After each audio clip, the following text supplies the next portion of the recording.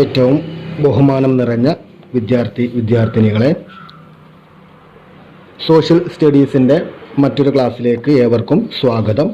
ഇന്ന് നമ്മൾ ചർച്ച ചെയ്യാൻ പോകുന്നത് നമ്മുടെ 15ാമത്തെ അധ്യായമായിട്ടുള്ള വൈവിധ്യങ്ങളുടെ ഇന്ത്യ എന്ന് പറയുന്നതാണ്. ഡൈവേഴ്സിറ്റി ഇൻ ഇന്ത്യ, ഇന്ത്യയിലെ വൈവിധ്യങ്ങൾ എന്ന് പറയുന്ന ഒരു ഭാഗമാണ്. അപ്പോൾ അതിൻ്റെ തുടക്കത്തിൽ നമുക്ക് കുറേ പിക്ചറുകൾ തന്നിട്ടുണ്ട്.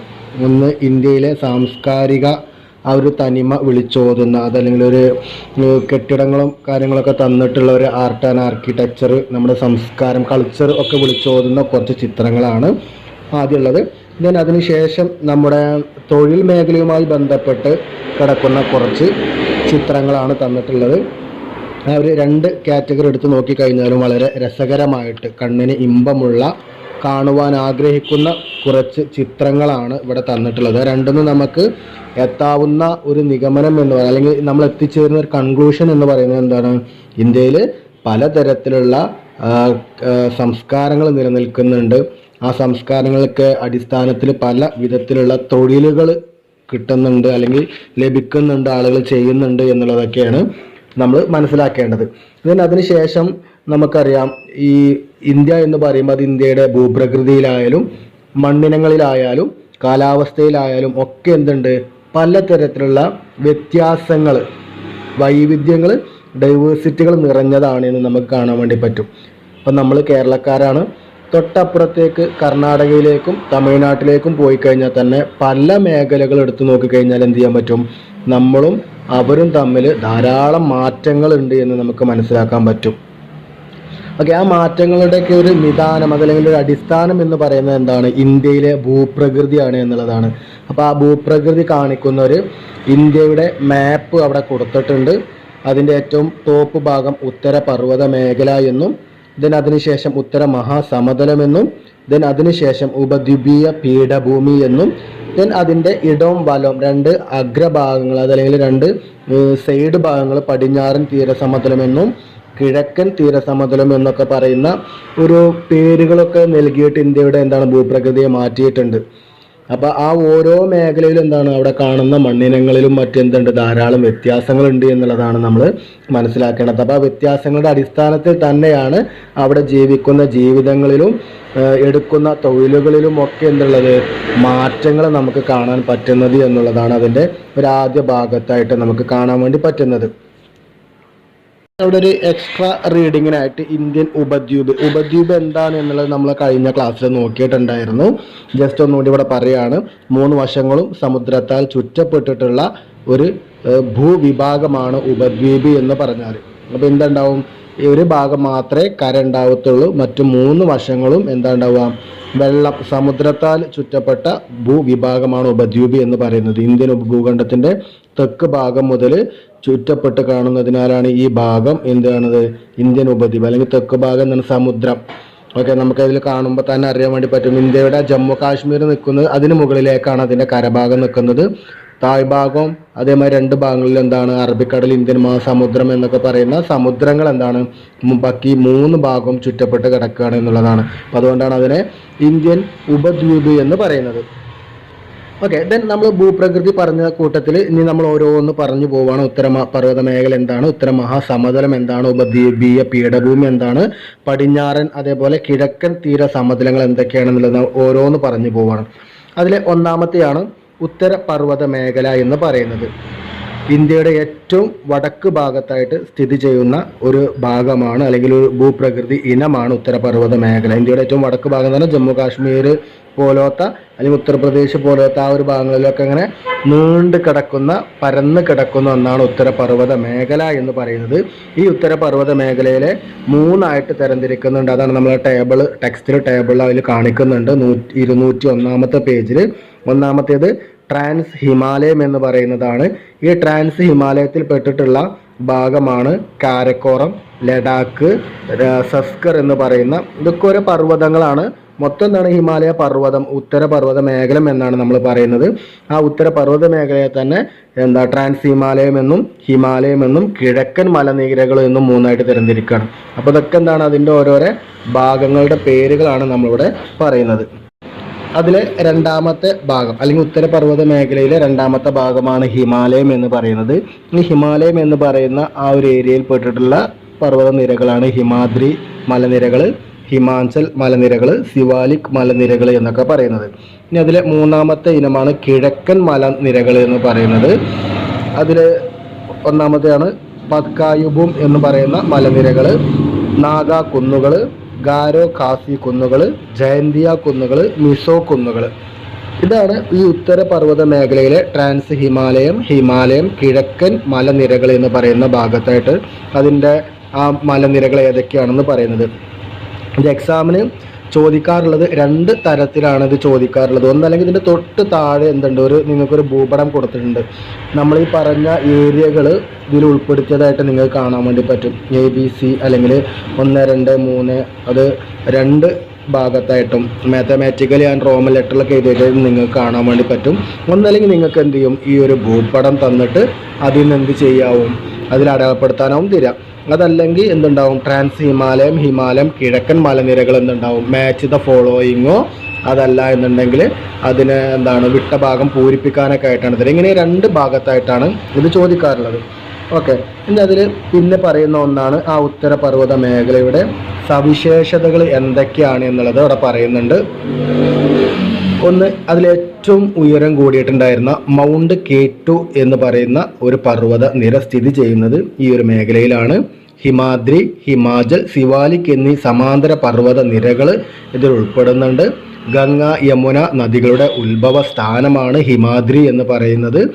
അതുപോലെ തന്നെ കാഞ്ചൻ ജംഗ, നന്ദാദേവി എന്നിവ ഹിമാദ്രിയിലെ പ്രധാനപ്പെട്ട ഉയർന്ന കൊടുമുടികളാണ് എന്നും അവിടെ പറയുന്നുണ്ട്. ഷിംല, ഡാർജിലിംഗ് എന്നിവ ഉൾപ്പെടുന്നതാണ് ഹിമാചൽ. ഈ ഷിംല കുളു, മണാലി എന്തൊക്കെയാണെന്നുള്ളതൊക്കെ നമുക്കറിയാം. ഡാർജിലിംഗ് ഇതൊക്കെ ഒരു ടൂറിസ്റ്റ് വിസിറ്റിംഗ് പ്ലേസസ് ആണ് ഇതൊക്കെ. അപ്പോൾ ഷിംല, ഡാർജിലിംഗ് എന്നിവ ഉൾപ്പെടുന്നതാണ് ഹിമാചൽ എന്ന് പറയുന്ന ഏരിയ. ഡൂണുകൾ എന്നറിയപ്പെടുന്ന പർവ്വത നിരകളാണ് ഇവിടെ ധാരാളമായിട്ട് ഉൾപ്പെടുന്നത്. അപ്പോൾ ഡൂൺ എന്ന് കേൾക്കുമ്പോൾ തന്നെ നിങ്ങൾക്കറിയാം ഡെറാഡൂൺ. ഓക്കെ, അതൊക്കെ ഈ ഒരു ഏരിയയിൽ വരുന്ന പർവ്വത നിരകളാണ്, വിസിറ്റിംഗ് പ്ലേസസ് ആണ് എന്നുള്ളതാണ്. ദെൻ സിവാലിക് പർവ്വത നിരയും ഇവിടെ ഉൾപ്പെടുന്നുണ്ട്. മാത്രമല്ല നമുക്കറിയാം ഇന്ത്യയിൽ ഏറ്റവും കൂടുതൽ മഴ ലഭിക്കുന്ന ചിറാപൂഞ്ചി എന്നറിയപ്പെടുന്ന സ്ഥലം പോലും നിലനിൽക്കുന്നത് എവിടെയാണ്, ഈ പറയപ്പെട്ട ഉത്തരപർവ്വത മേഖലയിലാണ്. അതല്ലെങ്കിൽ ആ ഒരു ഏരിയകളിലാണ് ഇത് സ്ഥിതി ചെയ്യുന്നത് എന്നുള്ളതാണ് അവിടെ പറയുന്നത്. ഓക്കെ, ഇനി അതിൽ തന്നെ പറയുന്ന രണ്ടാമത്തെ ഒരു ഭാഗമാണ് പാമിർ പീഠഭൂമി എന്താണെന്നുള്ളത് അവിടെ ഒരു ബോക്സിൽ കൊടുത്തിട്ടുണ്ട്. മധ്യേഷ്യയിലാണ് ഈ ഒരു പാമിർ ഭൂമി സ്ഥിതി ചെയ്യുന്നത്. ആ ഒരു പീഠഭൂമിയാണ് ഹിന്ദുകുഷ്, സുലൈമാൻ, ടിയാഷൻ, കൊല്ലുൻ, കാരക്കോറം മുതലായ പർവ്വത നിരകളാണ് ഇതിൽ ഉൾപ്പെടുന്നത്. തൊട്ട് മുമ്പിൽ ആ 201 പേജിൽ കൊടുത്തിട്ടുള്ള ആ ഇന്ത്യയുടെ ഔട്ട്ലൈനിൽ ഇതൊക്കെ അടയാളപ്പെടുത്തിയിട്ടുണ്ട് കേട്ടോ. ഇതേപോലെ തന്നെ കാരക്കോറം പർവ്വത നിരയുടെ ഭാഗമാണ് ഈ കൈലാസ മലനിരകൾ എന്ന് പറയുന്നത്. കൈലാസ മലനിരകൾ ഹിന്ദു മിത്തോളജി പ്രകാരം ഏറ്റവും പുണ്യമാക്കപ്പെട്ടിട്ടുള്ള സ്ഥലങ്ങളിൽ ഒന്നാണ് ഈ ഒരു കൈലാസ മലനിരകൾ എന്നൊക്കെ പറയുന്നത്. അപ്പോൾ അതൊക്കെ സ്ഥിതി ചെയ്യുന്നതാണ് കാരക്കോറം എന്ന് പറയുന്ന ഒരു ഭാഗത്താണ് എന്നുള്ളതാണ്. പിന്നീട് ഒന്നൊരു ചിത്രം സഹിതം നമുക്കവിടെ കൊടുത്തിട്ടുണ്ട്. മൗണ്ട് എവറസ്റ്റ് കൊടുമുടി എന്താണെന്നുള്ളത് നമുക്ക് എല്ലാവർക്കും അറിയാവുന്നതാണ്. ഏറ്റവും കൂടുതൽ ഇമ്പോർട്ടൻ്റ് ആയിട്ടുള്ളൊരു പർവ്വത മേഖലയാണ് മൗണ്ട് എവറസ്റ്റ് എന്ന് പറയുന്നത്. ആ മൗണ്ട് എവറസ്റ്റ് അവിടെ പറയുന്നുണ്ട്. ലോകത്തിലെ ഏറ്റവും ഉയരമുള്ള കൊടുമുടിയാണ് മൗണ്ട് എവറസ്റ്റ് അല്ലെങ്കിൽ എവറസ്റ്റ് കൊടുമുടി എന്ന് പറയുന്നത്. ഇതും സ്ഥിതി ചെയ്യുന്നത് എവിടെ തന്നെയാണ്, ഹിമാലയം പർവ്വത നിരയിൽ തന്നെയാണ് സ്ഥിതി ചെയ്യുന്നത്. കറക്റ്റായിട്ട് സിറ്റുവേറ്റ് ചെയ്യുന്ന രാജ്യം നേപ്പാൾ എന്ന് പറയുന്ന രാജ്യത്താണ്. അതിൻ്റെ ഉയരം അവിടെ കൊടുത്തിട്ടുണ്ട്. 8848 കിലോമീറ്റർ ഉയരമാണ് എവറസ്റ്റ് കൊടുമുടിക്കുള്ളത് എന്നുള്ളതാണ് അവിടെ പറയുന്നത്. ഇത്തരത്തിലുള്ള ഇങ്ങനെ ഒരു വൈവിധ്യങ്ങളൊക്കെ നിറഞ്ഞിട്ടുള്ള പല നിരയിൽ ഇപ്പം നമ്മൾ നോക്കിയത് ഒരു ഉത്തരപർവ്വത മേഖലയാണ്. ആ ഉത്തരപർവ്വത മേഖലയിൽ തന്നെ പല ഇടങ്ങളിലും പല തരത്തിലാണ് നമുക്ക് കാണാൻ പറ്റുന്നത് എന്ന് പറഞ്ഞു. ആ ഉത്തരപർവ്വത മേഖലയുടെ പ്രാധാന്യം എന്താണ് എന്നുള്ളത് നമ്മുടെ ടെക്സ്റ്റിൽ പറയുന്നുണ്ട്. ഒരു പദസൂര്യൻ്റെ രൂപത്തിൽ പറയുന്നുണ്ട്. ഉത്തരപർവ്വത മേഖല എന്ന് പറഞ്ഞാൽ അത് മൺസൂൺ കാറ്റിനെ തടഞ്ഞു നിർത്തി മഴ പെയ്യിക്കുന്നു എന്നാണ്. ഇപ്പോൾ കഴിഞ്ഞ അധ്യായത്തിലൊക്കെ നമ്മൾ പറഞ്ഞു കര പെട്ടെന്ന് ചൂടായി കരയിൽ നിന്നും കടലിലേക്ക് കാറ്റ് വീശുന്നുണ്ട്. അപ്പോൾ അവിടുന്ന് ചൂട് കാറ്റാണ് കടലിലേക്ക് പോകുന്നത് എന്ന് പറഞ്ഞു. ദെൻ ചില സമയങ്ങളിൽ എന്ത് ചെയ്യും, കടലിൽ നീരാവിയായി ബാഷ്പീകരണത്തിൻ്റെ ഭാഗമായിട്ട് നീരാവിയായിട്ട് അത് ഉയർന്നു പൊങ്ങി ആ ചൂട് കാറ്റ് കരയിലേക്ക് വീശും. ഇങ്ങനെ കടലിൽ നിന്ന് കരയിലേക്ക് വീശുന്ന കാറ്റുകൾ ഇത്തരത്തിലുള്ള പർവ്വത മേഖലയിൽ തട്ടി അത് തിരിച്ച് ഇങ്ങോട്ട് തന്നെ വരും. അപ്പോൾ ആ തണുത്ത പ്രദേശത്ത് തട്ടി തിരിച്ച് ഇങ്ങോട്ട് വരുമ്പോൾ എന്തുണ്ടാവും? കടലിൽ നിന്ന് പോയത് ചൂട് നീരാവിയാണ് എന്നുണ്ടെങ്കിൽ തിരിച്ചത് വരുമ്പോൾ തണുത്ത നീരാവിയായിട്ടാണ് അത് മാറുക. അങ്ങനെ അത് മാറുമ്പോൾ അത് പിന്നീട് എന്തുണ്ടാവും? മഴയൊക്കെ പെയ്യാൻ വേണ്ടിയിട്ട് നമുക്കത് ഒരു ഹെൽപ്ഫുൾ ആവുന്നുണ്ട് എന്നാണ്. അതാണ് അവിടെ പറയുന്നത്, മൺസൂൺ കാറ്റിനെ തടഞ്ഞു നിർത്തി മഴ പെയ്യിക്കുന്നുണ്ട്. വടക്കു നിന്നുള്ള ശീതക്കാറ്റിനെ ഇന്ത്യയിൽ കടക്കാതെ തടഞ്ഞു നിർത്തുന്നുണ്ട്. വൈവിധ്യമാർന്ന സസ്യ ജന്തുജാലങ്ങൾ ജീവിക്കുന്ന ഒരു ഏരിയയാണ്. അധികം നമ്മുടെ ഉത്തരേന്ത്യയിലൊക്കെ കാണുന്ന അധിക നദികളുടെയും പ്രഭവ കേന്ദ്രം അല്ലെങ്കിൽ ഉത്ഭവ പ്രദേശം എന്ന് പറയുന്നത് ഇത്തരം ഉത്തരപർവ്വത മേഖലകളാണ്. വൈദേശിക ആക്രമണത്തിൽ നിന്നും ഇന്ത്യയെ സംരക്ഷിക്കുന്നു. ഇപ്പോൾ ഇത്തരത്തിലുള്ള ഒരു ഉത്തരപർവ്വത മേഖല എന്ന് പറഞ്ഞാൽ ഒരു ഫോറിൻ അറ്റാക്കൊക്കെ വരുമ്പോൾ അതിനൊക്കെ തടഞ്ഞു നിർത്തുക, അല്ലെങ്കിൽ ചിലപ്പോൾ അങ്ങനെ അറ്റാക്ക് ചെയ്യാൻ വേണ്ടി പ്ലാൻ ചെയ്യുന്ന ആളുകൾക്ക് മുന്നിൽ ഏറ്റവും വലിയൊരു വെല്ലുവിളിയാണ് എന്ത്? ഈ ഒരു മല നമ്മൾ മറികടക്കണം, അതല്ലെങ്കിൽ ഇത് കയറി ഇറങ്ങണം എന്നൊക്കെ പറയുമ്പോൾ അവർക്കതൊരു പ്രയാസമാകുമ്പോൾ എന്തുണ്ടാവും? അവരതിനെ ചെറുക്കണം, അതല്ലെങ്കിൽ ആ ഒരു പ്ലാൻ ഉപേക്ഷിക്കണം. അപ്പം അത്തരത്തിൽ എന്തുണ്ട്? ഈ ഒരു പ്രധാനപ്പെട്ട 5 കാര്യങ്ങളിൽ ഉത്തരപർവ്വത മേഖല നമ്മളെ അതല്ലെങ്കിൽ ഇന്ത്യയെ സഹായിക്കുന്നുണ്ട് എന്നാണ് പറയുന്നത്. ദെൻ നമ്മുടെ ആ ഒരു ഭാഗം പറഞ്ഞ അതിൽ വരുന്നത് രണ്ടാമത്തേത്, നമ്മുടെ ഭൂപ്രകൃതി വിഭാഗങ്ങളിലെ രണ്ടാമത്തെയാണ് ഉത്തര മഹാസമതലം എന്ന് പറയുന്നത്. അത് ആ ഒരു ഭാഗത്ത് എന്തൊക്കെയാണ്? അപ്പോൾ നമ്മൾ ആദ്യം ഉത്തര പർവ്വത മേഖലയാണ് നോക്കിയത്. അവിടെ എന്താണ്? വടക്കായിട്ട് സ്ഥിതി ചെയ്യുന്ന പർവ്വതങ്ങളെ കുറിച്ചാണ് നമ്മൾ നോക്കിയത്. ഈ മഹാസമതലമാണ്, നിരന്ന പ്രദേശം, സമതലം, ഉത്തര മഹാസമതലം, വടക്ക് ഭാഗത്ത് സ്ഥിതി ചെയ്യുന്ന മഹാസമതലങ്ങൾ എങ്ങനെയൊക്കെയാണെന്നാണ് നോക്കുന്നത്. അവിടെ പറയുന്നുണ്ട്, ഹിമാലയത്തിൽ നിന്നും ഒഴുകിയെത്തുന്ന നദികളുടെ അനേകായിരം വർഷങ്ങളായി തുടർന്നു വരുന്ന നിക്ഷേപണ പ്രവർത്തനങ്ങളുടെ ഭാഗമായി രൂപം കൊണ്ട സമതലമാണ് ഉത്തര മഹാസമതലം. നമ്മൾ പഠിച്ച കാര്യങ്ങൾ തന്നെയാണ് പറയുന്നത്. അപ്പോൾ അവിടെ നിക്ഷേപണ പ്രവർത്തനം, അപരദനം, നിക്ഷേപണം നമ്മൾ പഠിച്ചതാണ്. ആ ഭൂരൂപങ്ങളെ കുറിച്ച് പറഞ്ഞപ്പോൾ നമ്മൾ നോക്കിയതാണ്. അപ്പോൾ ഇവിടെ എന്താണ്? നമ്മൾ തൊട്ട് മുൻപ് പറഞ്ഞു വെച്ചു, അധികം നദികളുടെയും ഉത്ഭവ പ്രഭവ കേന്ദ്രമാണ് ഇത് ഉത്തര പർവ്വത മേഖല എന്ന് പറയുന്നത്. അവിടെ നിന്ന് ധാരാളം നദികൾ ഒഴുകി വരുമ്പോൾ അതിലെന്തുണ്ടാവും? ഒരുപാട് കാര്യങ്ങൾ അതിൽ ഒഴുകി വരും. ആ ഒഴുകി വന്ന സാധനങ്ങളൊക്കെ നിക്ഷേപിക്കപ്പെട്ടങ്ങാണ്ട് അവിടെ ഒരു സമതലമായിട്ട് രൂപാന്തരപ്പെട്ടു. അത് ചെറിയ വർഷങ്ങളല്ല, അവിടെ പറയുന്നുണ്ട് 10,000 വർഷങ്ങൾ, അതല്ലെങ്കിൽ അനേകായിരം വർഷങ്ങളൊക്കെയാണ് അവിടെ പറയുന്നത്. അത്രയും വർഷങ്ങൾ ആ നദികൾ ഇങ്ങനെ ഒഴുകി അതിൻ്റെ നിക്ഷേപണ പ്രവർത്തനത്തിൻ്റെ ഫലമായിട്ട് രൂപാന്തരപ്പെട്ടതാണ് എന്ത്? ഉത്തര മഹാസമതലം എന്ന് പറയുന്നത്. ഇനി അതിൻ്റെ കുറച്ച് ക്യാരക്ടറിസ്റ്റിക്കുകൾ പറയുകയാണ്, അതിൻ്റെ കുറച്ച് നല്ല വശങ്ങൾ പറയുകയാണ്. 7 ലക്ഷം ചതുരശ്ര കിലോമീറ്റർ വീതിയും കിലോമീറ്ററുകളോളം കനത്തിലുമാണ് ഈ ഒരു ഉത്തര മഹാസമതലം നിലനിൽക്കുന്നത്. അപ്പോൾ കനം എന്ന് പറയുമ്പോൾ അതിൻ്റെ കട്ടിയാണ് പറയുന്നത്. അപ്പോൾ അത്രയും വർഷക്കാലം അതിൻ്റെ നിക്ഷേപണ പ്രവർത്തനം നടന്നുകൊണ്ടിരിക്കണം. അപ്പോൾ അത്രയും കട്ടിയുണ്ട് എന്നാണ് പറയുന്നത്. ലോകത്തിൽ തന്നെ ഏറ്റവും വലിയ എക്കൽ സമതലമാണ് നമ്മുടെ ഉത്തര മഹാസമതലം എന്ന് പറയുന്നത്. സിന്ധു, ഗംഗ, ബ്രഹ്മപുത്ര സമതലം എന്നുള്ള പേരിലും അറിയപ്പെടുന്നുണ്ട്. കാരണം എന്താണ്? ഈ സമതലത്തിലൂടെയാണ് ഈ പറയപ്പെട്ട സിന്ധു നദിയും ഗംഗാ നദിയും ബ്രഹ്മപുത്ര നദിയൊക്കെ ഒഴുകുന്നത് ഇതിലൂടെയാണ്. അതുകൊണ്ടാണ് അതിനെ സിന്ധു, ഗംഗ, ബ്രഹ്മപുത്ര സമതലം എന്നുകൂടി അറിയപ്പെടുന്നത്. മാത്രമല്ല ഇത്തരം നദികളും അതല്ലെങ്കിൽ ഇത്തരം നിക്ഷേപണങ്ങളൊക്കെ നടന്നതിൻ്റെ ഫലമായിട്ട് കാർഷിക മേഖലയ്ക്ക് വൻ പുരോഗതി നേടിക്കൊടുക്കാൻ ആർക്ക് കഴിഞ്ഞിട്ടുണ്ട്? ഈ ഉത്തര മഹാസമതലത്തിന് കഴിഞ്ഞിട്ടുണ്ട്. കാരണം ധാരാളം കൃഷി വളരാൻ വേണ്ടിയിട്ടുള്ള സകലമാന പോസിറ്റീവ് ഗുണങ്ങളും ക്യാരക്ടറുകളും എവിടെ ഉണ്ടായിരുന്നു? ഉത്തര മഹാസമതലത്തിലുണ്ടായിരുന്നു. അപ്പോൾ കാർഷിക മേഖല വൻ പുരോഗതിയിലേക്ക് എത്തിക്കാൻ ഈ ഒരു മഹാസമതലം എന്തായിട്ടുണ്ട്? കാരണമായിട്ടുണ്ട് എന്നുള്ളതാണ്. അതുകൊണ്ട് തന്നെ ഇതിനെ ഇന്ത്യയുടെ ധാന്യപുര എന്നുള്ളതാണ് ഈ ഉത്തര മഹാസമതലത്തെ അറിയപ്പെടുന്നത്. മാത്രമല്ല ലോകത്തിൽ തന്നെ ജനവാസം കൂടിയ ഇടങ്ങളിൽ ധാരാളം ഏരിയകളുണ്ട്. അതിൽ ഒന്നാണ് ഇത് ഉത്തര മഹാസമതലം എന്നറിയപ്പെടുന്നത്. ഏറ്റവും പ്രശസ്തമായിട്ടുള്ള താർ മരുഭൂമി സ്ഥിതി ചെയ്യുന്നതും എവിടെയാണ്? ഈ ഉത്തര മഹാസമതലത്തിൻ്റെ പടിഞ്ഞാറ് ഭാഗത്താണ്, വെസ്റ്റ് ഏരിയയിലാണ് ഈ ഒരു മരുഭൂമി ഉള്ളത് എന്നുള്ളതാണ് അവിടെ പറയുന്നത്. അപ്പോൾ ഇത്രയും കാര്യങ്ങളാണ് ആ ഒരു ഭാഗത്തായിട്ട് നമുക്കവിടെ ചർച്ച ചെയ്യാനുള്ളത്. ദെൻ ഇന്ത്യയുടെ ഭൂപ്രകൃതിയിലെ അടുത്ത ഒരു ഭാഗം ഉപദ്വീപീയ പീഠഭൂമി എന്താണെന്നുള്ളതാണ്. ഉത്തര മഹാസമതലത്തിനും തീരപ്രദേശങ്ങൾക്കും ഇടയിലായി ഉറപ്പേറിയ ശിലകളാൽ നിർമ്മിതമായ ഭൂപ്രദേശമാണ് ഉപദ്വീപീയ പീഠഭൂമി എന്ന് പറയുന്നത്. 15 ലക്ഷം ചതുരശ്ര കിലോമീറ്ററാണ് ഇതിൻ്റെ വിസ്തൃതി എന്ന് പറയുന്നത്.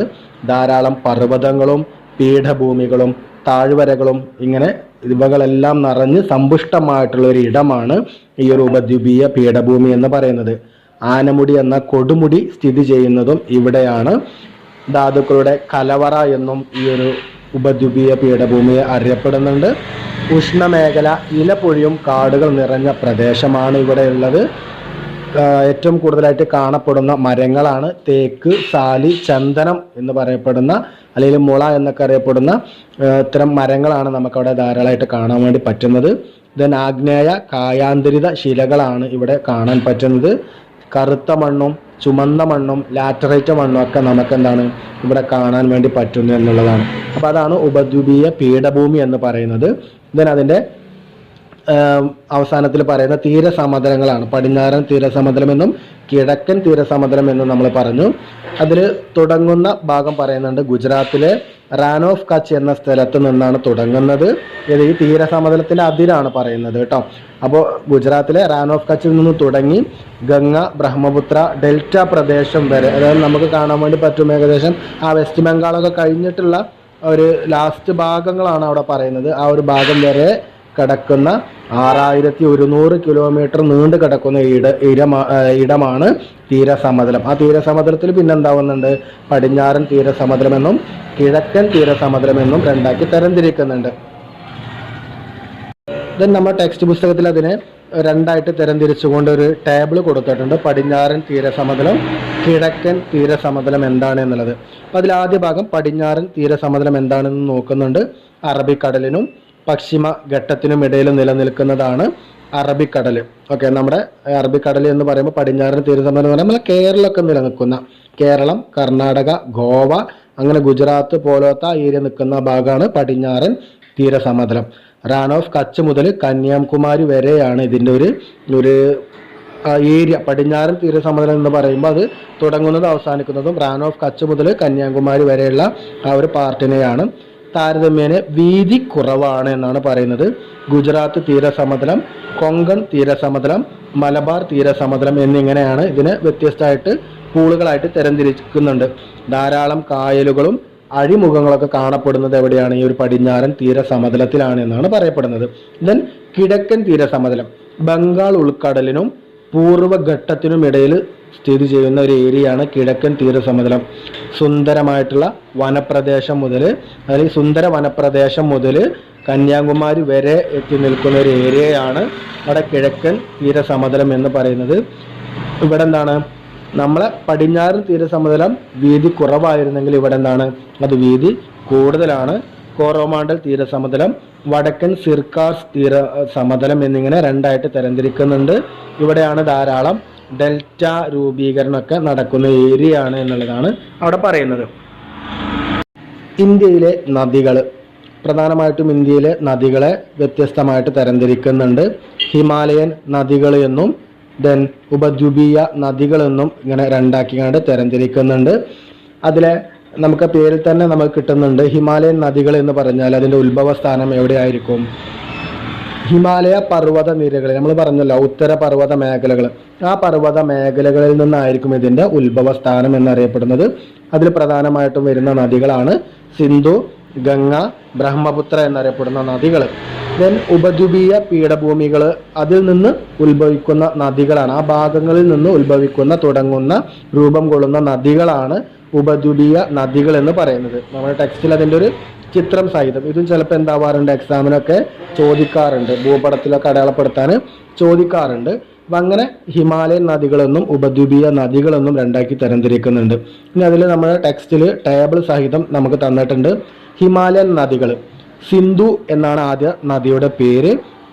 അതിൻ്റെ ഉത്ഭവസ്ഥാനം ടിബറ്റാണ്. മാനസരോവർ എന്ന് പറയുന്ന തടാകത്തിൽ നിന്നാണ് ഈ സിന്ധു നദി ഉത്ഭവിക്കുന്നത്. ഏകദേശം 2280 കിലോമീറ്റർ ആണ് അതിൻ്റെ നീളം എന്നറിയപ്പെടുന്നത്. ഇത് എത്തിച്ചേരുന്നത് അറബിക്കടലിലേക്കാണ്. അത് ഒഴുകി ഇപ്പോൾ നമ്മൾ പറഞ്ഞു മാനസരോവർ തടാകത്തിൽ നിന്ന് തുടങ്ങി അത് അവസാനിക്കുന്നത് അറബിക്കടലാണ്.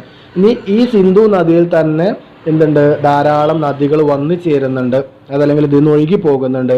ചലം, ചിനാബ്, രവി, സത്ലജ്, ബിയാസ് എന്നറിയപ്പെടുന്ന ഈ നദികളാണ് എന്ത് ഇവിടെ എത്തിയുള്ളത്. നമ്മൾ മുമ്പ് പറഞ്ഞിട്ടുണ്ടായിരുന്നു പഞ്ചാബിനെ കുറിച്ച്, നമ്മളെ തുടക്കത്തിൽ പറഞ്ഞിട്ടുണ്ടായിരുന്നു ആര്യന്മാരുടെ വരവും മറ്റു കാര്യങ്ങളും പറഞ്ഞപ്പോൾ അവിടെ പഞ്ചാബിനെ പാഞ്ച് ആബ് നമ്മളവിടെ ചർച്ച ചെയ്തിട്ടുണ്ടായിരുന്നു. ആ പാഞ്ച് ആബാണ് ഇവിടെ പറയുന്നത്. ചലം, ചിനാബ്, രവി, സത്ലജ്, ബിയാസ് എന്നറിയപ്പെടുന്നത്. ദെൻ ഹിമാലയ നദികളിലെ രണ്ടാമത്തെയാണ് ഗംഗോത്രി എന്ന് പറയപ്പെടുന്ന ഒരു ഭാഗം. ഗംഗോത്രി എന്ന് പറയുന്ന ഒരു ഭാഗത്തു നിന്നാണ് അത് ഉത്ഭവിക്കുന്നത്. ഹിമാലയയിലെ ഗോഗ്മുഖ് ഗുഹ എന്നാണ് അവിടെ പറയുന്നത്. ഗംഗോത്രി ആ പേരിൽ തന്നെ ഉണ്ട് ഗംഗ എന്ന് പറയുന്ന പേര്. ഏകദേശം 2500 കിലോമീറ്റർ ആണ് അതിനുള്ളത്. യമുന, ഗോമതി, ഗാഘര, ഗണ്ഡക്, കോസി എന്നറിയപ്പെടുന്നതാണ് അതിൻ്റെ പോഷക നദികൾ.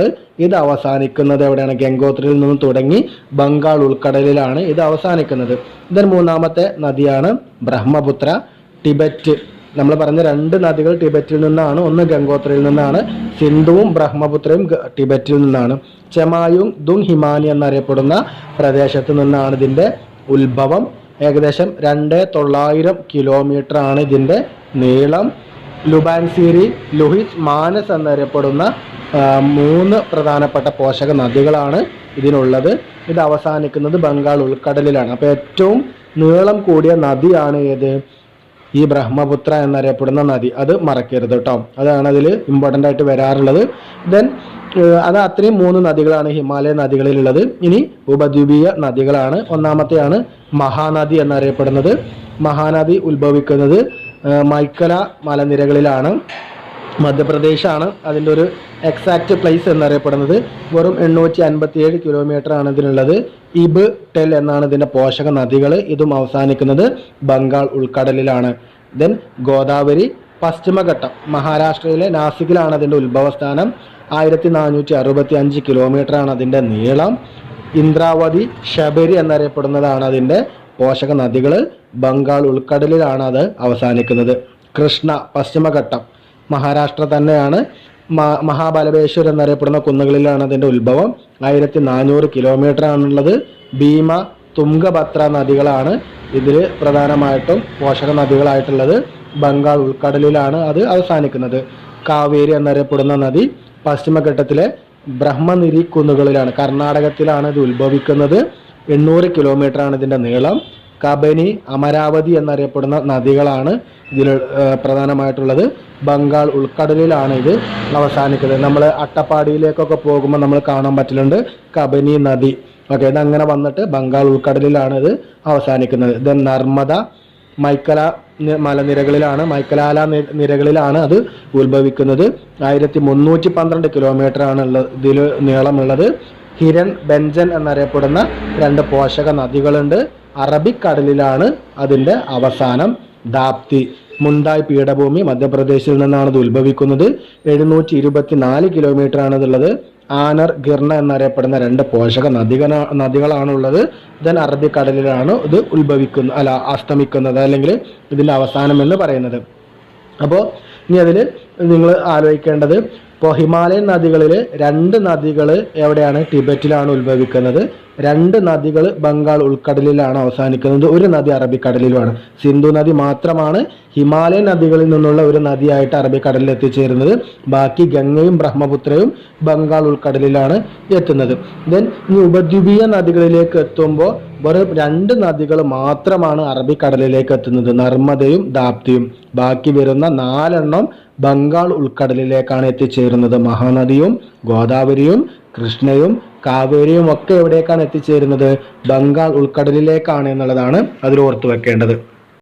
പിന്നീട് അതിൽ പറയാൻ പോകുന്നത് ഏറ്റവും പ്രധാനപ്പെട്ട ഒരു ഭാഗമാണ് ഇന്ത്യയുടെ കാലാവസ്ഥ എന്ന് പറയുന്നത്. ഇന്ത്യയുടെ കാലാവസ്ഥ നിർണ്ണയിക്കുന്നതിലെ ഘടകം അക്ഷാംശീയ സ്ഥാനമാണ്, അതിൻ്റെ ഭൂപ്രകൃതിയാണ്, സമുദ്ര സാമീപ്യമാണ്, സമുദ്രത്തിൽ നിന്നുള്ള ഉയരമാണ്. ഇതൊക്കെ നമ്മൾ കഴിഞ്ഞ ക്ലാസ്സിൽ ധാരാളമായിട്ട് പറഞ്ഞതാണ്.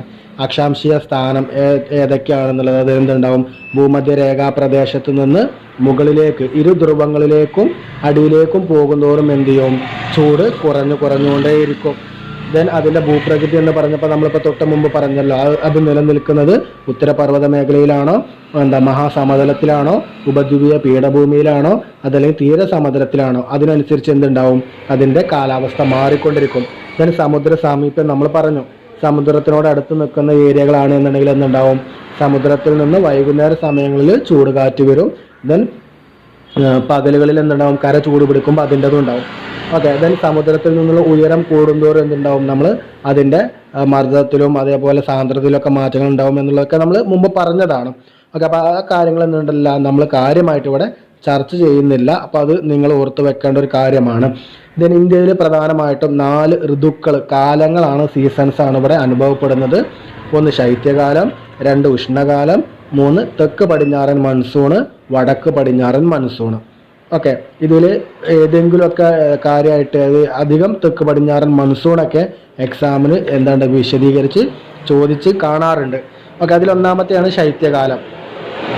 അത് പ്രധാനമായിട്ടും ഡിസംബർ, ജനുവരി, ഫെബ്രുവരി കാലഘട്ടത്തിലാണ് ഇവിടെ മാസങ്ങൾ പറയുമ്പോൾ എന്ത് പറയുന്നത്, ശൈത്യകാലം എന്ന് പറയുന്നത്. ദെൻ കടൽ പ്രദേശങ്ങൾ ഉള്ളിടത്ത് കുറഞ്ഞ തോതിലും അല്ലാത്തിടത്ത് ഉയർന്ന തോതിലും തണുപ്പ് അനുഭവപ്പെടുന്നുണ്ട് എന്നുള്ളതാണ്. ഇപ്പോൾ നമ്മൾ നിലനിൽക്കുന്നത് എന്തുണ്ടാവും, കടലോര മേഖലയിലാണ് ഇപ്പോൾ നമ്മളെ കേരളം പോലത്തെ നാട് നിലനിൽക്കുന്നത്. അപ്പോൾ ഇവിടെയും ശരിക്കും എന്താണ്, തണുപ്പ് കാലം എന്നറിയപ്പെടുന്നതും നമുക്ക് എന്തുണ്ട്, ശൈത്യകാലം ഡിസംബർ, ജനുവരി, ഫെബ്രുവരിയാണ്.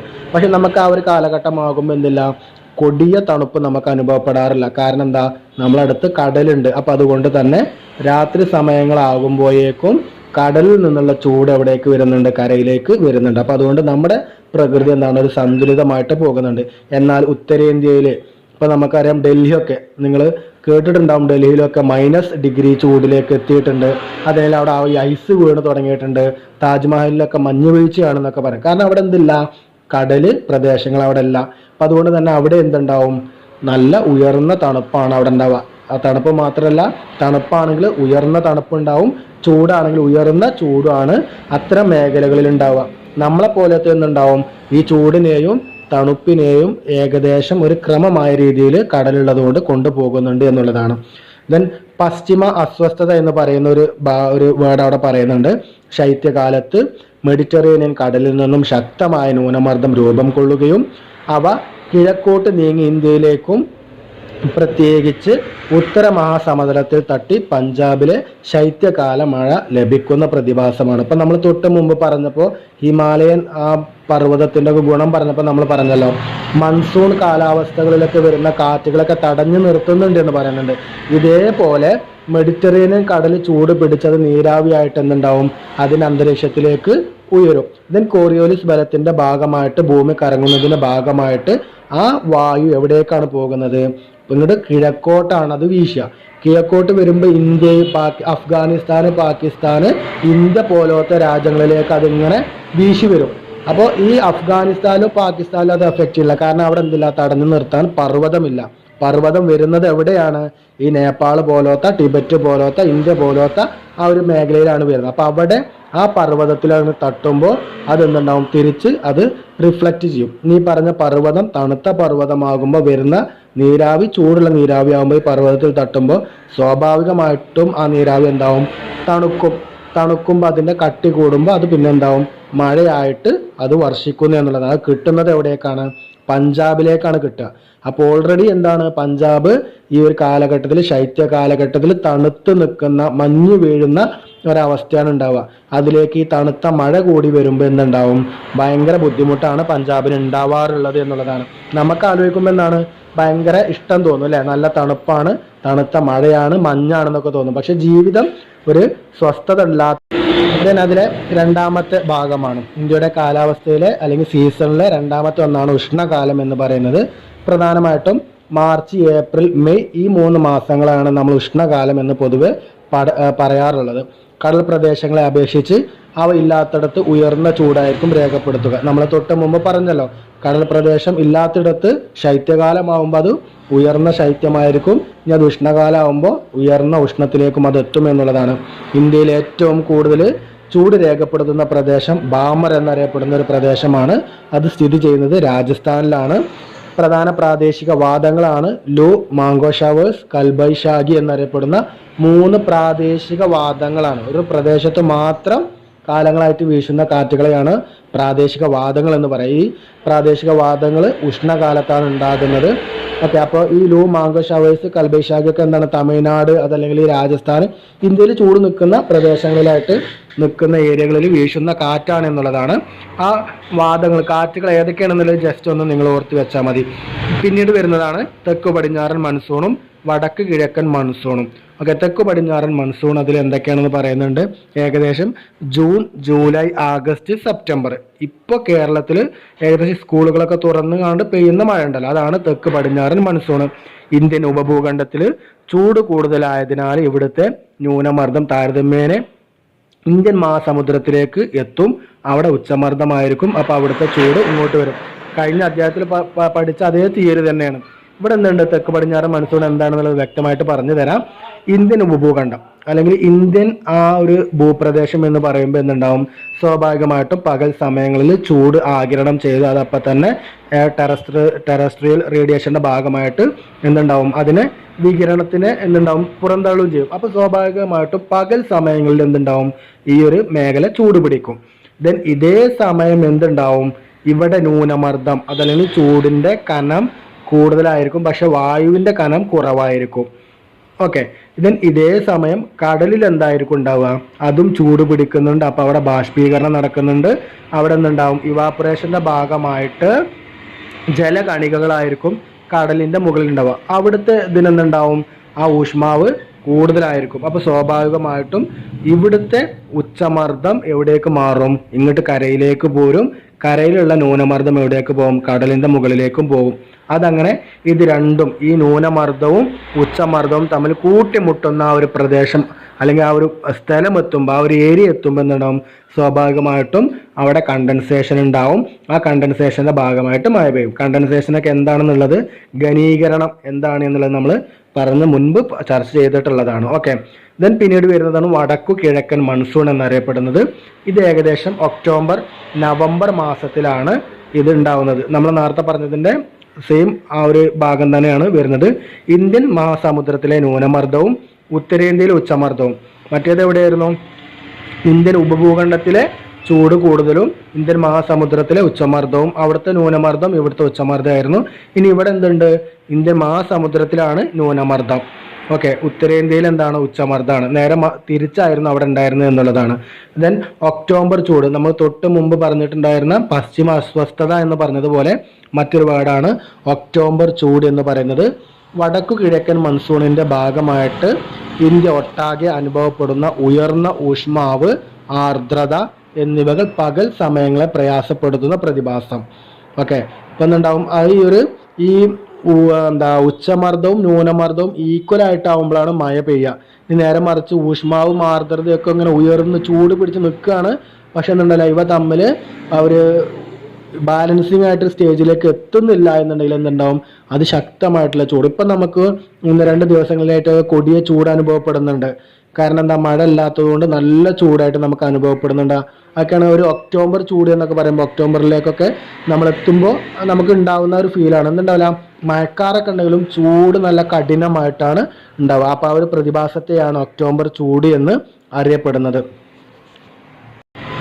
നമ്മുടെ ടെക്സ്റ്റിൽ ഒരു ഇന്ത്യയുടെ ഭൂപടം തന്നിട്ടുണ്ട്, ഇന്ത്യയുടെ മഴയുടെ വിതരണം എന്നും പറഞ്ഞുകൊണ്ട് പല രീതിയിലുള്ള. ഇത് കുറച്ച് മുൻപുള്ള ടെക്സ്റ്റാണ്. അപ്പോൾ ഇപ്പോഴത്തെ ഒരവസ്ഥയും അന്ന് ടെക്സ്റ്റ് അച്ചടിച്ച ഒരവസ്ഥയിലൊക്കെ എന്തുണ്ടാവും, മാറ്റങ്ങൾ അങ്ങോട്ടും ഇങ്ങോട്ടൊക്കെ ഉണ്ടാവും കേട്ടോ. ഇപ്പോൾ ഇന്ത്യയുടെ മഴയുടെ വിതരണം എന്നറിയപ്പെടുന്ന ഒരു ഭാഗത്ത് നിങ്ങൾക്കറിയാം, അതിൽ നിന്നുണ്ട് 200 സെൻറ്റിമീറ്റർ കൂടുതൽ മഴ ലഭിക്കുന്ന പ്രദേശങ്ങൾ അടയാളപ്പെടുത്തിയിട്ടുണ്ട്. 100 മുതൽ 200 വരെ സെൻറ്റിമീറ്റർ മഴ ലഭിക്കുന്ന അടയാളങ്ങൾ അവിടെ കൊടുത്തിട്ടുണ്ട്. ദെൻ 60 സെൻറ്റിമീറ്ററിന് താഴെയൊക്കെ ഉള്ള അങ്ങനെ വ്യത്യസ്തമായിട്ടുള്ള ഒരു 4 ഇനങ്ങളിൽ മഴ ലഭിക്കുന്ന പ്രദേശങ്ങൾ അവിടെ കൊടുത്തിട്ടുണ്ട്. അപ്പം നിങ്ങൾ ഇന്ത്യയുടെ പൊളിറ്റിക്കൽ മാപ്പ് വെച്ചുകൊണ്ട് എന്ത് ചെയ്യുക, ഇതിലുള്ള സ്ഥലങ്ങളെ നിങ്ങളൊന്ന് ഐഡൻറ്റിഫൈ ചെയ്യുക കേട്ടോ. ജസ്റ്റ് നമ്മൾ ഇന്നത്തെ ഒരു സിനാരിയോ വെച്ചുകൊണ്ട് നമ്മൾ നോക്കുന്നുണ്ട്. ഇന്ത്യയിൽ ഏറ്റവും കൂടുതൽ മഴ ലഭിക്കുന്ന സംസ്ഥാനങ്ങളാണ് കേരള, കർണാടക, ഉത്തരാഖണ്ഡ്, ഒറീസ, വെസ്റ്റ് ബംഗാൾ, സിക്കിം, അരുണാചൽ പ്രദേശ് എന്നൊക്കെ അറിയപ്പെടുന്നത്. അപ്പോൾ ചിറാപൂഞ്ചിനൊക്കെ നമ്മൾ പറഞ്ഞിട്ടുണ്ടായിരുന്നു അല്ലേ, ഒക്കെ അരുണാചൽ പ്രദേശ്. അത്രയും പ്രദേശങ്ങളൊക്കെയാണ്, അല്ലെങ്കിൽ അതുപോലത്തെ പ്രദേശങ്ങളിലേക്കാണ് ഏറ്റവും കൂടുതൽ മഴ ലഭിക്കുന്നത്. അതേപോലെ തന്നെ ഏറ്റവും കുറവ് മഴ ലഭിക്കുന്ന ഏരിയകളാണ് ജമ്മു കാശ്മീർ, രാജസ്ഥാൻ, ഗുജറാത്ത് പോലത്തെ പ്രദേശങ്ങളൊക്കെ. ദെൻ അവിടെ ഒരു അടുത്ത പേജിലായിട്ട് ഒരു ഇന്ത്യയുടെ കൃഷിയും വിളയും എന്ന് പറയുന്ന ഒരു ഭാഗം ടേബിൾ സഹിതം നമ്മൾ കൊടുത്തിട്ടുണ്ട്. പ്രധാനമായിട്ടും 3 കാർഷിക കാലങ്ങളാണ് ഇന്ത്യയിലുള്ളത്. ഖാരീഫ്, റാബി, സെയ്ദ് എന്നറിയപ്പെടുന്ന 3 എണ്ണം. ഓക്കെ, ഈ ഖാരീഫിൻ്റെ വിളയിറക്കൽ കാലം എന്ന് പറയുന്നത് മൺസൂണിൻ്റെ ആരംഭത്തിലാണ്. അപ്പോൾ മൺസൂൺ കാലം ഏതാണെന്ന് നമ്മൾ പറഞ്ഞിട്ടുണ്ടായിരുന്നു തൊട്ട് മുൻപ്. ദെൻ അതിൻ്റെ വിളവെടുപ്പ് എന്ന് പറയുന്നത് മൺസൂണിൻ്റെ അവസാനവുമാണ്. ആ ഒരു ഖാരീഫ് വിളകളിൽ പ്രധാനമായിട്ടുള്ളത് നെല്ല്, ചോളം, പരുത്തി, തിനവിളകൾ, ചണം, കരിമ്പ്, നിലക്കടല പോലത്തെ ഭാഗങ്ങളാണ് ഖാരീഫ് വിളയായിട്ട് നമ്മൾ ജൂൺ മാസത്തിൽ ഇറക്കി നവംബറിൻ്റെ ആദ്യത്തിൽ നമ്മൾ കൊയ്യുന്നത്. ദെൻ രണ്ടാമത്തെ കാർഷിക വിളയാണ് കാലമാണ് റാബി എന്നറിയപ്പെടുന്നത്. അത് ഏകദേശം ശൈത്യകാലത്തിൻ്റെ ആരംഭത്തിലാണ് നമ്മൾ കൃഷി ഇറക്കുന്നത്. വേനലിൻ്റെ ആരംഭത്തിൽ ആ കൃഷി വിളവെടുക്കുകയും ചെയ്യുന്നുണ്ട്.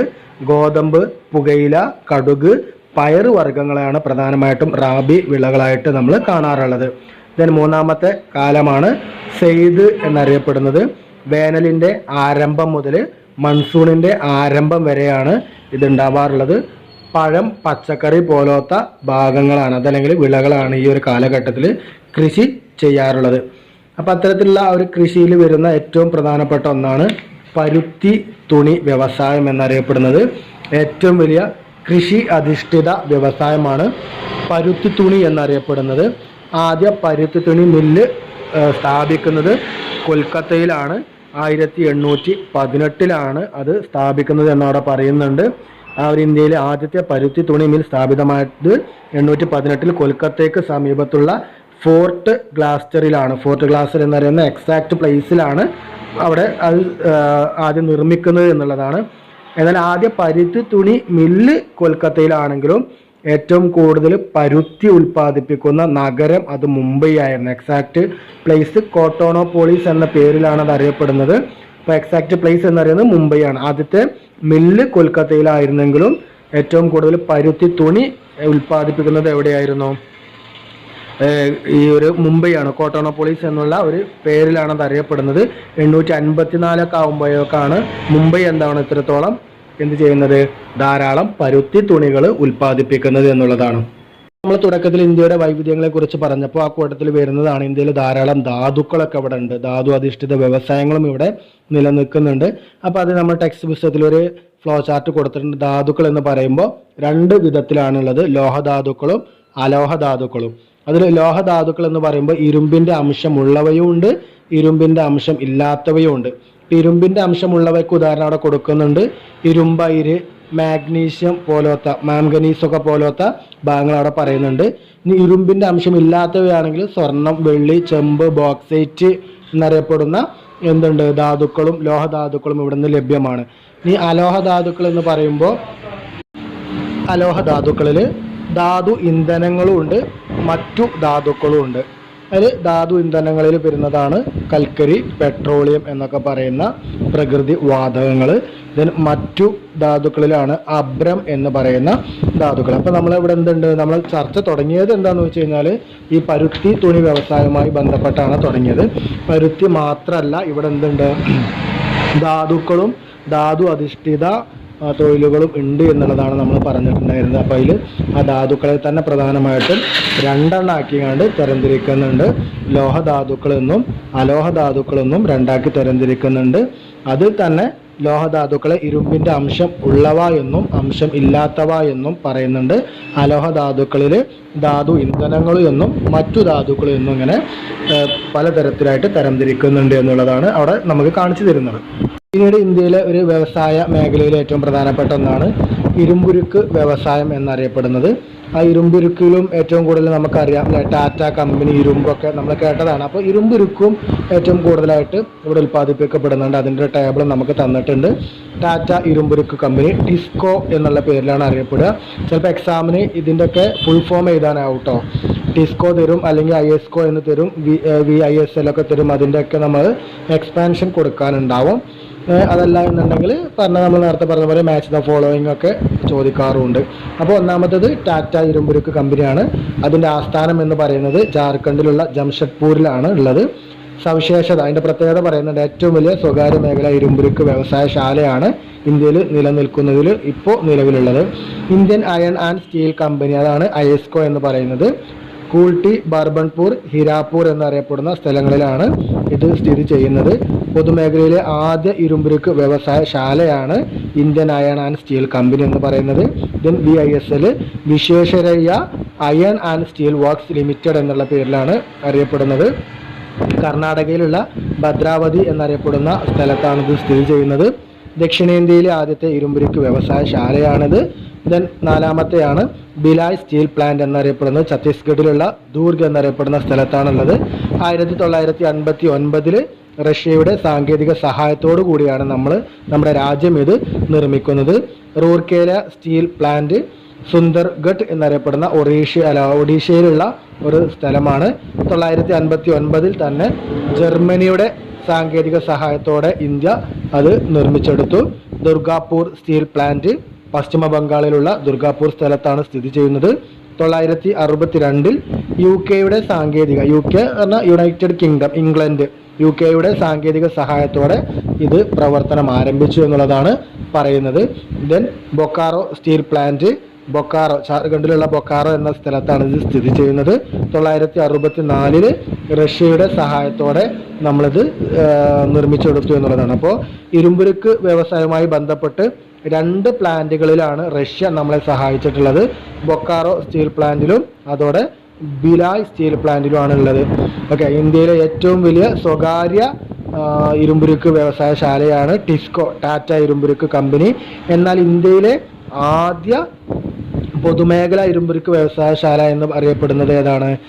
Indian iron and plant steel കമ്പനിയാണ് അറിയപ്പെടുന്നത്.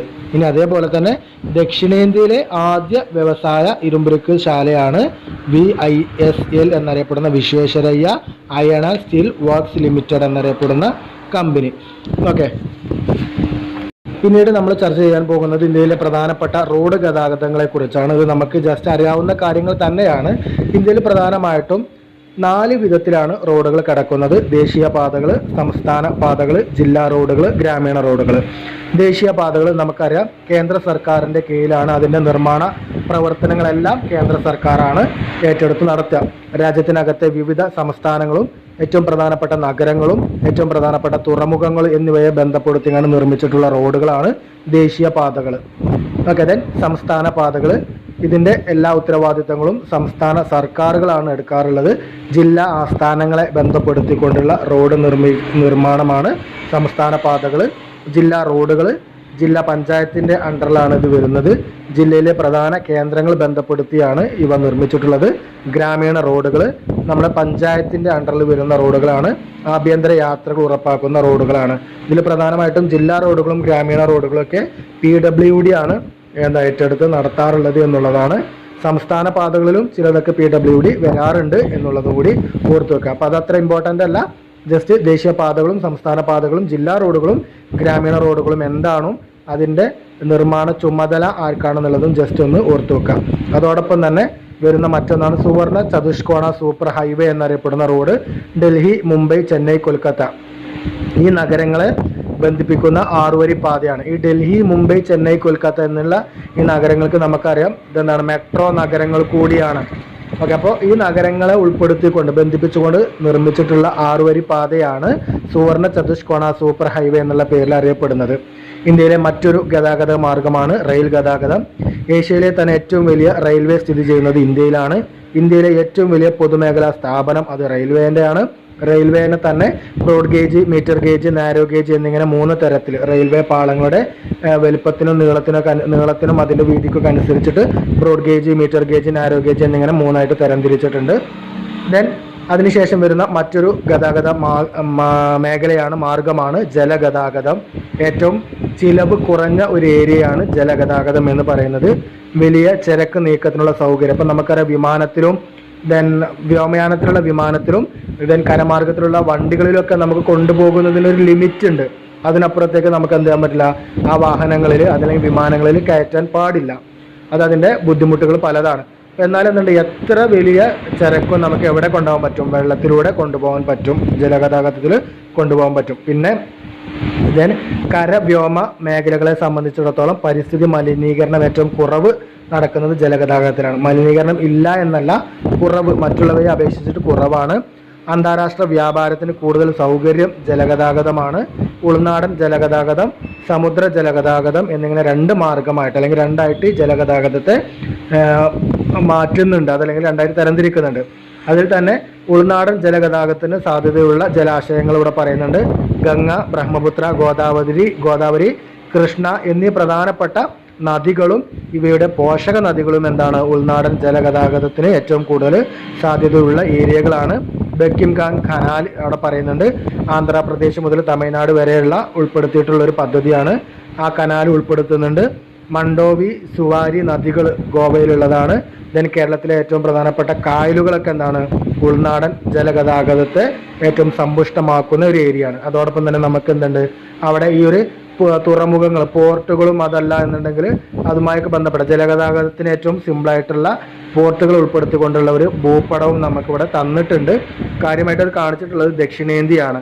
ആ ഭാഗത്താണല്ലോ സമുദ്രങ്ങൾ ഉള്ളത്. അപ്പോൾ പോർട്ടുകൾ ആ ഭാഗത്താണ് വരുന്നത്. അപ്പോൾ ഇത് ചിലപ്പോൾ എക്സാമിന് നമ്മൾ പറഞ്ഞതുപോലെ തന്നെ വൺ വേർഡിനോ അതല്ലെങ്കിൽ ഭൂപടത്തിലോ അടയാളപ്പെടുത്തിക്കൊണ്ട് ചോദിക്കാറുണ്ട്. അപ്പോൾ ഇത്രയും ഭാഗമാണ് ഇവിടെ ഈ ഒരു ഭാഗത്ത് വൈവിധ്യങ്ങളുടെ ഇന്ത്യ എന്ന് പറയുന്ന ഭാഗത്ത് നമ്മൾ ചർച്ച ചെയ്തത്. നമുക്കറിയാം ജോഗ്രഫിയിലെ അവസാനത്തെ അധ്യായം കൂടിയാണ് വൈവിധ്യങ്ങളുടെ ഇന്ത്യ എന്ന് പറയുന്നത്.